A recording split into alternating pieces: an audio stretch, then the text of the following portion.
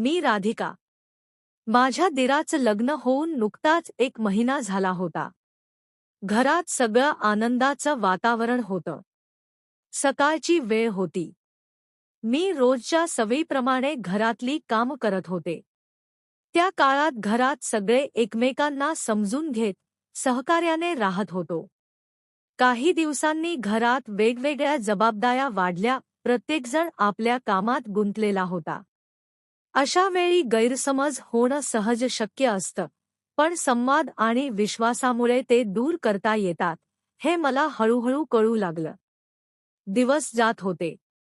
घरातल्या प्रत्येकाच्या मनात काही ना काही चालू होतं, पण सगळेच एकमेकांसाठी प्रयत्न करत होते.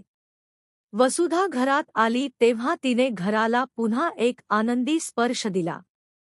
तिच्या येण्याने सगळं पूर्वीसारखं वाटू लागलं. कधीकधी संशय, शंका किमान बोललेले प्रश्न मनात येतात. पण योग्य वेळी संवाद साधला तर नात्यांमधली दुरावाही कमी होते.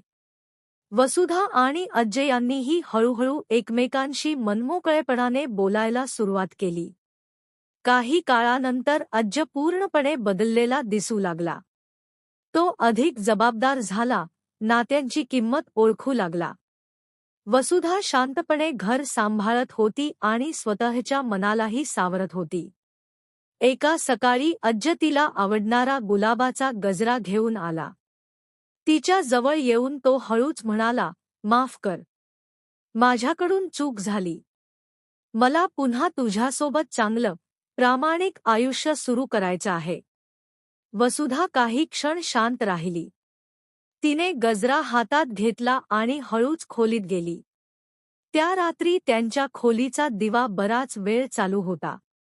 कदाचित त्या प्रकाशात जुने गैरसमज मिटले, नात्यांमध्ये पुन्हा विश्वास निर्माण झाला आणि एका नव्या सुरुवातीचा जन्म झाला.